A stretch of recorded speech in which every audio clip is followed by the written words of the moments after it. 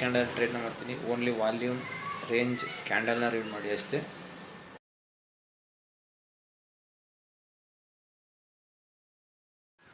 Candle form ಆಗಿದೆ, then ನಾನು enter ಆಗಿದ್ದೀನಿ. ಓಕೆ, ಒಂದು 50-60 ಪಿಪ್ಪಿಗೆಲ್ಲ ನಾನು ಸೆಕ್ಯೂರ್ ಮಾಡ್ತೀನಿ 90%. ದೆನ್ ಲೆಟ್ರ್ ಅಂದ್ಬಿಡ್ತೀನಿ, ಯಾಕಂದರೆ ಸ್ಮಾಲ್ ರೇಂಜ್ ಇದೆ ಅದಕ್ಕೋಸ್ಕರ.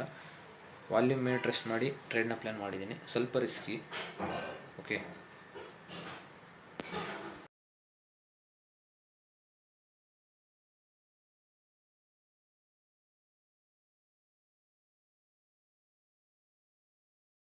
ನೋಡ್ಬೋದು 90% ಸೆಕ್ಯೂರ್ ಮಾಡಿದ್ದೀನಿ. ಇನ್ನು ಆಲ್ ದ ವೇ ರನ್ನಿಂಗ್ ಬಿಡ್ತೀನಿ. ಓಕೆ, ಬ್ರೇಕ್ ಇವನ್ ಹಾಕಲ್ಲ, SL ಅಲ್ಲೇ ಇರುತ್ತೆ.